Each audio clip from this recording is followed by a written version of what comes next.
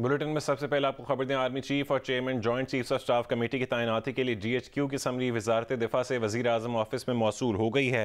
वज़ीर दिफा ख्वाजा आसिफ ने कहा है कि बाकी मराहिल भी जल्द तय हो जाएंगे।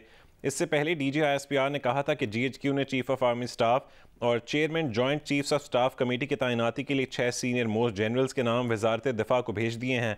सबसे पहले खबर द न्यूज़ के एडिटर इन्वेस्टिगेशन अंसार अब्बासी ने दी थी। ज़राए के मुताबिक समरी में सबसे पहला नाम लेफ्टिनेंट जनरल आसिम मुनीर का है।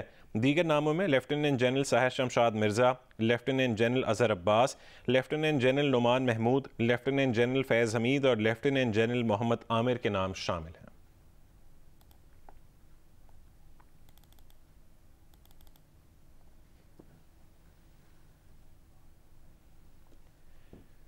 आर्मी चीफ और चेयरमैन जॉइंट चीफ्स की तैनाती के लिए समरी भेजे जाने की खबर सबसे पहले द न्यूज़ के एडिटर इन्वेस्टिगेशन अंसार अब्बासी ने प्रोग्राम आज शाहजेब खानजादा के साथ में ब्रेक की, जिसके तकरीबन 1.5 घंटे के बाद DG ISPR ने बयान जारी किया कि GHQ ने समरी वजारत दिफा को भेज दी है। इस दौरान वज़ीर दिफा ख्वाजा आसिफ के बयान से कन्फ्यूजन हुई कि वज़ीर आज़म को अभी समरी मौसूल नहीं हुई। वफाकी वज़ीर इत्तलात मरीम औरंगज़ेब ने भी कहा कि क़यास आराइयाँ ना की जाएँ, जिसके बाद DG ISPR ने बयान जारी करके समरी भेजे जाने की तस्दीक की। फिर रात 1:30 बजे वज़ीर दिफा ख्वाजा आसिफ ने समरी वज़ीर आज़म हाउस को मौसूल होने का बताया। द न्यूज़ के एडिटर इन्वेस्टिगेशन अंसार अब्बासी ने कहा कि उनकी खबर दुरुस्त साबित हुई। चंद सीनियर वज़रा ने समरी पर कन्फ्यूजन फैलाने की कोशिश की। ISPR ने बहुत अच्छा किया कि उन्होंने कम से कम ये बात एक बड़ी क्लियर कर दी कि उन्होंने सीनियर मोस्ट टॉप मोस्ट जो सीनियर मोस्ट लोग हैं, जो 6 जनरल्स, उनके नाम उन्होंने मिनिस्ट्री ऑफ डिफेंस को भेज दिए।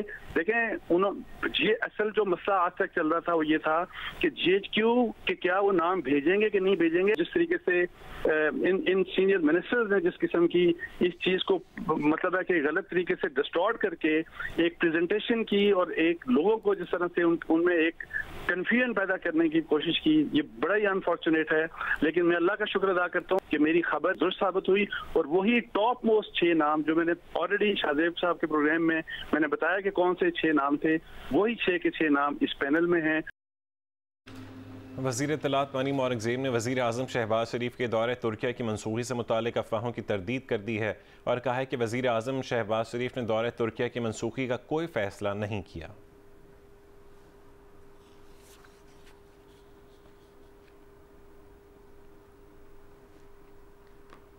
वज़ीर दिफा ख्वाजा आसिफ ने कहा है कि वज़ीर आज़म शहबाज शरीफ और साबिक सदर आसिफ अली ज़रदारी की मुलाकात में आर्मी चीफ की तैनाती पर बात हुई होगी।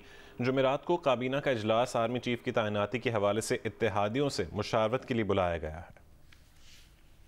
साबिक सदर आसिफ जरदारी साहब किसी काम के लिए आए थे या किसी नाम के लिए आए थे? काम और नाम दोनों के लिए नहीं आए थे, लेकिन ये बात जरूर है कि अगर दो सियासतदान बैठेंगे और इतने सीनियर सियासतदान बैठेंगे तो लाजमी तौर पे जो इस वक्त करंट इश्यूज हैं, और ये सबसे बड़ा इशू तो यही है जिसकी आप अभी बात कर रहे हैं, तो इसको जरूर ज़ेर बहस आया होगा। तो ये नहीं है कि उन्होंने इस सब्जेक्ट को अवॉइड किया होगा, बल्कि इस पर जरूर तबादला ख्याल होगा। मेरा अंदाजा है कि इस वक्त तकरीबन इत्तफाक राय है PDM की तमाम पार्टियों में, मुशाफरत के साथ जो है उनमें से एक नाम जो है ना वो चुन लिया जाएगा। बाकी इत्तेहादियों में मौलाना फजल रहमान साहब हैं और भी हमारे दोस्त हैं, MQM वाले हैं, उन सबसे बात होगी, इसीलिए काबीना की मीटिंग बुलाई गई।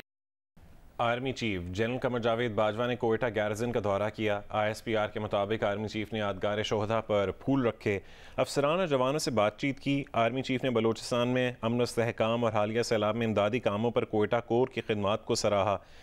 जनरल कमर जावेद बाजवा ने Sheikh Mohammed bin Zayed Al Nahyan Institute of Cardiology Quetta में कार्डिक सेंटर का इफ्तिताह किया।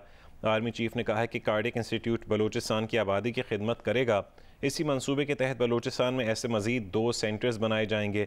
आर्मी चीफ ने कमांड एंड स्टाफ कॉलेज और school of infantry and tactics का भी दौरा किया। चेयरमैन तहरीक इंसाफ इमरान खान ने कहा है कि उन्हें खौफ है कि हुक्मरान पाकिस्तान को वहाँ ले जाएंगे जहाँ सब कुछ हाथ से निकल जाएगा। कोई भी जीनियस आ जाए, सियासी इस्तेहकाम के बगैर मुल्की मईशत ठीक नहीं हो सकती। सरमायाकार का एतमाद सिर्फ इलेक्शन कराने से बहाल होगा। इमरान खान ने दावा किया कि उन्होंने तो पावर में आना ही है, उन्हें तो इलेक्शन मुहिम चलाने की भी ज़रूरत नहीं है। वज़ीर इत्तलात मरीम औरंगज़ेब ने चेयरमैन तहरीक इंसाफ पर तनकीद करते हुए कहा कि पाकिस्तान जैसे ही मुस्तहकम होने लगा पाकिस्तान को इमरान खान चिमट गए। इमरान खान की वजह से मुल्क बहरान में मुब्तला हुआ। इन्होंने 4 साल में लोगों को भूखा और बेरोज़गार किया। 4 साल में सिर्फ इमरान खान, बुशरा बीबी और फरहा कोगी की मईशत बेहतर हुई जबकि मुल्क की मईशत तबाह हो गई। इमरान खान का मकसद सियासी अदम इस्तेहकाम है जो पूरा नहीं हो रहा। इलेक्शन मुकर्ररा वक्त पर और शफाफ होंगे।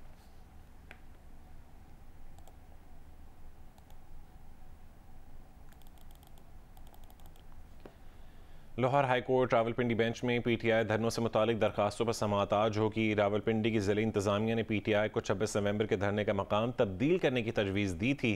पीटीआई और ज़िला इंतज़ामिया की जानिब से मुतबादिल जगह का इंतखाब नहीं किया गया।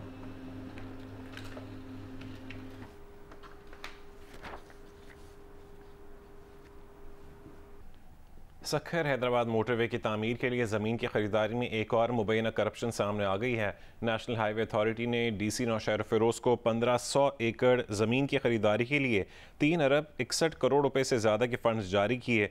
जारी करदा फ़ंड के इस्तेमाल में क़वायद व ज़वाबित की खिलाफ वर्जी की गई। डिप्टी कमिश्नर नौशहर फ़िरोज़ ताजफीन आलम गुज़िश्ता 4 रोज़ से गायब हैं, जिस पर उन्हें मुअत्तल कर दिया गया है। दूसरी जानिब NHA ने मिटियारी में अराजी का कब्जा मांग लिया। कमिश्नर हैदराबाद से मुबैना करप्शन और बकाया रकम की तफसीलात भी तलब कर लीं। NHA ने फ़ंड्स में गबन की इत्तला तशवीशनाक करार दी और कहा कि हुकूमत M6 कम से कम वक्त में मुकम्मल करने के लिए कोशां है। चीफ सेक्रेटरी सिंध का कहना है कि इंक्वायरी के लिए 3 रुकनी कमेटी बना दी है।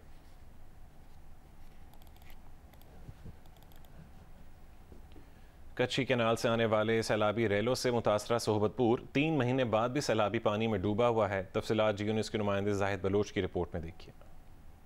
मट्टी का मलबा नजर आने वाला ये सोबतपुर का नवाई गांव दाऊद खान खोसा है, जो 3 माह गुजरने के बाद भी सैलाबी पानी की जद में है और मुतासरीन सड़कों और नहरों किनारे सख्त गर्मी के बाद अब सख्त सर्दी में खुले आसमान तले रहने पर मजबूर हैं। हमारे बच्चे हम बीमार पड़ रहे हैं और ठंड की वजह से नज़ला जुकाम है, बुखार। सोबतपुर के इलाकों मुरादली, मीर इस्माइल, नजीर अहमद में अब भी जमीनों में सैलाबी पानी की मौजूदगी से मुतासरीन ज़रिया माश, काश्तकारी और घरों की बहाली के लिए परेशान हाल है। अभी ये सर्दी आ गई है, ये बेयार और मददगार बैठे हुए हैं। तो टेंट हैं तो सही, सिर्फ सर्दी से बचा नहीं रहे, ना ही कुछ कंबल है ना कुछ सवाड़ है। सोबतपुर डेरा लायार गंदाखा से सैलाबी पानी के निकास के लिए ठोस इकदामात और हुकूमती इमदाद न मिलने से मुतासरीन को मुआशी और सर्द मौसम के मसाइल का सामना है।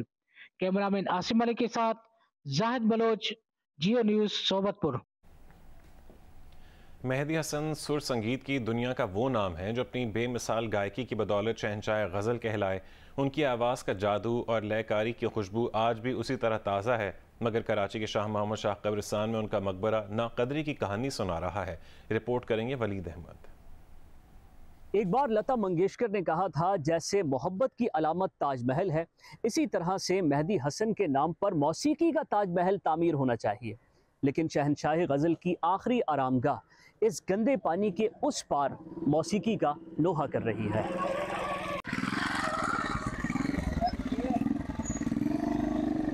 नॉर्थ कराची का शाह मोहम्मद शाह कब्रिस्तान और बरे सगीर के शोहराए आफाक गज़ल गायक मेहदी हसन की लहद इस गंदे पानी के बिल्कुल सामने है।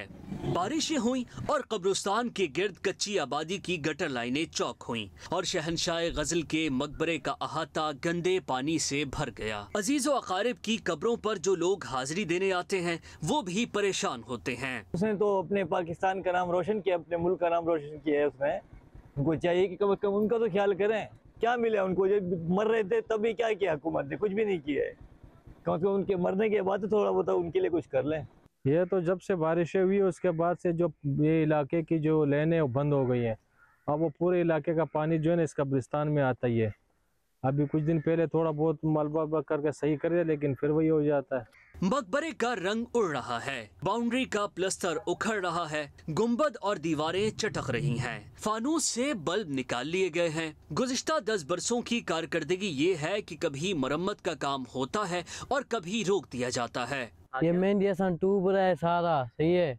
यहाँ आए फ्रेश मरश डलवाए यहाँ पे, सही है। और गटर मटर खुले में यहाँ पे पानी आता है, गंदा पानी होता है, मच्छर होते हैं। अहाते में जहां खराब प्लास्टिक, कपड़े, टूटी फूटी अशिया, मलबे का ढेर और हशरातुल अर्ज हैं, तो वहीं दीवारों पर चढ़कर बच्चे पतंग उड़ा रहे हैं। इस दीवार पर लिखा है कि गाड़ियां यहां पार्क होंगी, मगर यहां मलबे का ढेर है, जिसके बाइस मोटरसाइकिल और गाड़ियां तो क्या, इंसान का खड़ा होना भी मुहाल है। इस मामले पर मुतालिका वजारतों से राब्ते की कोशिश की गई, मगर कोई जवाब न आया। ताहम 10 बरस बाद भी मेहदी हसन की आखिरी आरामगाह आरामदेह नफासत और देखभाल की मुंतजर है। वलीद अहमद, जियो न्यूज़, कराची।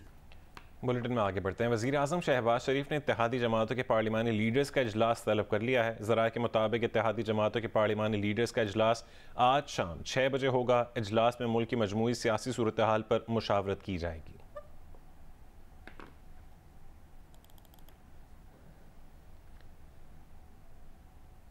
जमीयत उलमा इस्लाम फ़े पाकिस्तान के मरकज़ी सेक्रेटरी जनरल और PDM के रहनुमा शाह अवैस नूरानी का कहना है कि इमरान खान रियासत मुखालिफ सियासत कर रहे हैं। आर्मी चीफ की तैनाती वज़ीर आज़म की सवाबदीद है। कराची प्रेस क्लब में प्रेस कॉन्फ्रेंस करते हुए शाह अवैस नूरानी ने कहा कि फ़ौजी क़यादत को मुतनाज़ बनाया जा रहा है। भारतीय मीडिया इमरान नियाज़ी की कारस्तानियों पर बगले बजा रहा है। किसके कहने पर मोहम्मद बिन सलमान का दौरा मनसूख कराया गया? इमरान खान ये बताएं, इमरान खान शाहजेब खानजादा और फाइनेंशियल टाइम्स पर कब केस करेंगे? 26 तारीख के लॉन्ग मार्च से भी कुछ हासिल नहीं होगा। सेवन के करीब जिस कट के बायस वैन सानहा पेश आया, उसकी बंदिश का काम शुरू ना हो सका। तफसीलात बता रहे हैं जियो न्यूज़ के नुमाइंदे रियाज नारिजो। जी बिल्कुल, मैं अभी 72 प्लाजा से 1 किलोमीटर मुफासले पर ठीक उसी मकाम पे मौजूद हूँ जहाँ पे यहाँ पे वैन हादसा हुआ था। कट के मकाम पे मौजूद हूँ और इस वाक़े को जिसमें 21 अफराद लकवा अजबर बन गए, उस वाक़े को 4 रोज़ गुजर चुके हैं, लेकिन अब तक आप देख पाएंगे ये कट जूं का तूं यहाँ मौजूद है। आर्जी तौर पर कुछ इक़दाम करके यहाँ पे एक डायवर्शन डाल दिया गया है, लेकिन असल जो ज़रूरत है, जो कि मकामी लोगों का कहना है कि असल चीज़ है इस कट को बंद करना। अभी NHA का कहना है कि ये इरिगेशन की जिम्मेदारी थी कि इसी जगह से पानी को निकालना ताकि हम यहाँ पे काम शुरू कर सकें, क्योंकि इस वाक़े के बाद जिसमें 21 अफराद की जानें ज़ाय हुई हैं, तो उसके मकामी आबादी के अंदर एक किस्म की खौफ हरास की कैफियत है।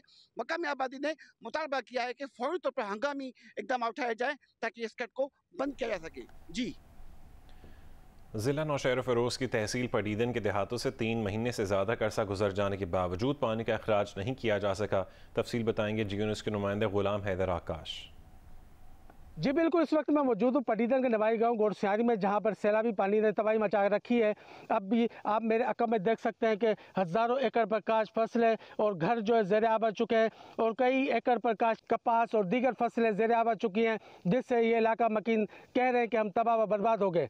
इनका कहना है कि हुकूमत ने रही सही कसर पूरी कर दी है। 3 माह से ज़ायद का अरसा गुजर चुका है, हमारे इस गाँव से सैलाबी पानी नहीं निकाला गया, जिसकी वजह से आइंदा आने वाली गंदम की फसल भी हम काश नहीं कर सकेंगे। इनका कहना है कि हमारा मुनहसर और कारोबार सिर्फ काश्तकारी पर है और अब अगर सैलाबी पानी नहीं निकाला गया तो हम तबाह व बर्बाद हो जाएंगे। इन्होंने मुतालबा किया कि हुकूमत सिंध व आला हुकाम फौरी तौर पर नोटिस लेते हुए गोरसियारी से सैलाबी पानी फौरी तौर पर निकालें ताकि वो गंदम की फसल काश्त कर सकें और मज़ीद तबाही से बच सकें। जी, सिंध में सैलाब से तबाहाल गन्ने के आबादगार इमदादी कीमत का ऐलान ना किए जाने पर मुश्किलात का शिकार हैं। शुगर मिल्स मालिकान भी पुरानी कीमतों पर गन्ना खरीद रहे हैं। सूरत हाल है क्या, देखिए अली नईम की रिपोर्ट में। सिंध में रवां साल सैलाब के सबब शोबा ज़राअत को 400 अरब रुपए से ज़ायद का नाकाबिले तलाफी नुकसान पहुंचा है। ऐसे में आबादगारों को उम्मीद थी कि गन्ने की फसल फरोख्त करके कुछ अजाला कर सकेंगे, लेकिन इसके बरक्स गन्ने के आबादगार शुगर मिलों में क्रशिंग शुरू होने के सबब अपनी फसल गुज़िश्ता साल की कीमत 250 रुपए फी मन के हिसाब से फरोख्त कर रहे हैं, जिसकी वजूहात में हुकूमत सिंध की जानिब से गन्ने की इमदादी कीमत का ऐलान ना किया जाना, फसल की कटाई में ताख़ीर की सूरत में गन्ना सूखने से वजन का कम होना और ज़मीन को आइंदा फसल गंदम की बुआई के लिए तैयार करना शामिल है। पंजाब जो हमसे पीछे है, हर फसल में हमसे पीछे है, हमारी फसल पहले उतरती है, उनके बाद में उतरती है। उन्होंने 300 की नोटिफिकेशन निकाली है और उधर अभी मिलें भी नहीं चली हैं। यहाँ पर तकरीबन आधी शुगर मिलें चल चुकी हैं। और दोनों हाथों से आबादगारों को, किसानों को लूटा जा रहा है। आबादगारों का कहना है कि 7.5 लाख एकड़ पर काश्त की जाने वाली गन्ने की फसल रवां साल 6.5 लाख एकड़ पर काश्त हुई है। ऐसे में आबादगारों को फसल की मुनासिब कीमत न मिलने की सूरत में गन्ने की काश्त में मजीद कमी का खदशा है। कैमरामैन अफजल खान के साथ अली नईम, जियो न्यूज़, हैदराबाद। पाकिस्तान और अफगानिस्तान की वॉलीबॉल टीम्स ने सेंट्रल एशियन वॉलीबॉल चैंपियनशिप की तैयारियों के सिलसिले में 2 घंटे भरपूर ट्रेनिंग की। सेंट्रल एशियन वॉलीबॉल चैंपियनशिप आज से शुरू होगी। पाकिस्तान और अफगानिस्तान की वॉलीबॉल टीमों ने Nishtar park sports complex Lahore के जिम्नाजियम में भरपूर ट्रेनिंग की। पाकिस्तान वॉलीबॉल टीम ने फिजिकल ट्रेनिंग के बाद ईरानी कोच की निगरानी में मुख्तलिफ ड्रिल्स की। सेंट्रल एशियन वॉलीबॉल चैंपियनशिप के 17 बरस के बाद इनकाद पर कौमी खिलाड़ी पुरजोश हैं। उनका कहना है कि होम ग्राउंड पर चैंपियनशिप में अच्छे खेल का मुजाहरा करेंगे। 17 साल बाद दोबारा इंटरनेशनल इवेंट हो रहा है, हमें बड़ी एक्साइटमेंट है इस इवेंट के लिए, बड़ा अच्छा फील हो रहा है। हमने अल्हम्दुलिल्लाह बड़ी अच्छी तैयारी की है। प्रेशर तो नहीं होगा, साफ ज़ाहिर होम ग्राउंड में ज़्यादा जज्बा होता है। इंशाल्लाह अच्छा खेलेंगे, इंशाल्लाह टूर्नामेंट जीतेंगे। लड़के सारे मोटिवेटेड हैं, हम चाहते हैं कि अपने लोग देखें और हम अपने मुल्क में अच्छा परफॉर्म करें। अफगानिस्तान वॉलीबॉल टीम ने 2 घंटे के सेशन में मुख्तलिफ ड्रिल्स पर काम किया। अफगान टीम मैनेजमेंट का कहना है कि खिलाड़ी पाकिस्तान आकर बहुत खुश हैं। इवेंट के लिए उन्होंने बहुत मेहनत की है। ये तो बहुत बड़ी बात है कि पाकिस्तान में एशियन कप हो रहा है और हमारे लिए बहुत खुशी की बात है क्योंकि हम पहली बार वॉलीबॉल खेलने पाकिस्तान आए। तो इंशाल्लाह हम अपनी कोशिश करेंगे कि इस टूर्नामेंट में हम अपनी पूरी कोशिश करें। सेंट्रल एशियन वॉलीबॉल चैंपियनशिप 24 नवंबर से निश्तर पार्क स्पोर्ट्स कॉम्प्लेक्स के जिम्नेजियम में मुनक्कद होगी। पाकिस्तान, अफगानिस्तान, ईरान, बांग्लादेश और श्रीलंका की टीमें एक्शन में होंगी। कैमरामैन जवाद हैदर के साथ सुहेल इमरान, जियो न्यूज़, लाहौर।